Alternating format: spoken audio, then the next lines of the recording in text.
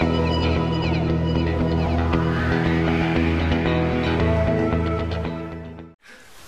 I'm Finn McDonald. And I'm Laura Hayes. Today we're traveling to the Hawkins House Passive House. There we're going to interview the designer and builders of this project and see what they have to say. The house is built to the Passive House standard and is also targeting LEED Gold. Passive House is a standard dedicated to ultra-low energy use. LEED provides the broader green strategies that make it more environmentally friendly.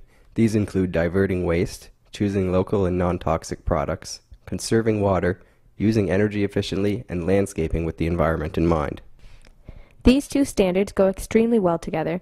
By combining these standards, it is possible that the Hawkins House will be the greenest house in Nova Scotia. Some of the challenges associated with building this type of house are mostly would be the air sealing compared to a conventionally framed home, and then the fact that we almost have to frame the outer walls twice, and that every time another trade or ourselves has to create a penetration through that wall assembly, we have to air seal it and make sure that it is airtight, or else it could be detrimental to the airtightness of the home. This house is approximately 1,650 square feet of living space, and the heating costs are estimated for the year to be about $200, and that's using Nova Scotia Power's time of use power rates, calculating the heat load in the building and what the electrical cost of that heat load is over the year. So the building is super insulated. The walls are about 16 inches thick, and they have an R value of over 53. The slab has 8 inches of rigid foam underneath it. It's a slab on grade, and that gives us an R value of over 35 under the slab, which is really unheard of in construction here. Attic has 26 inches of blown-in cellulose, and the windows are triple glazed, high-performance fiberglass windows with low E and argon filled to provide us the best performance we can in the holes we poke in our very well insulated envelope.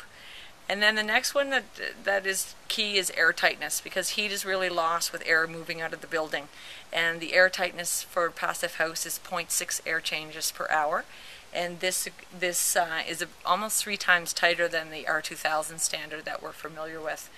So it is a real challenge to achieve that air tightness, and we've spent a lot of time learning and figuring out how to what materials and what methods can get us to that air tightness.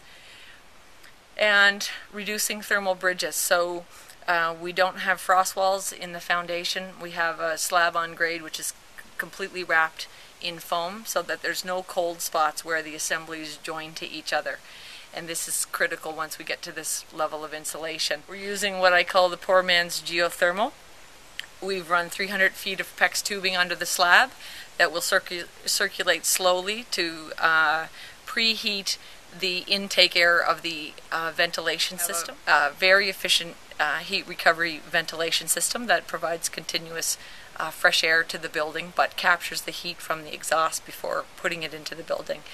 And then because our heat load is so low, we can use a really simple heating system. So we just have electric baseboard heaters in the rooms of the house, and then in the great room we're using an ETS, electric thermal storage unit, which qualifies us for the Nova Scotia Power Time of Use program, and also qualifies us for a substantial rebate from Efficiency Nova Scotia of around $7,500. We're really excited to do the next one. There are a few things that we do differently, a few things that were highlighted by the blower door that we had to go back and tighten up a little bit. So the obvious advantage of a passive house is in reducing your energy costs and on an annual basis, but probably the most common benefit that's identified by the people who live in these houses is the comfort. It's a very comfortable environment that's created when we build in this way, and also with the LEED strategies for non-toxic materials and the fresh air supplied by the ventilation system, we create a very healthy indoor air quality as well.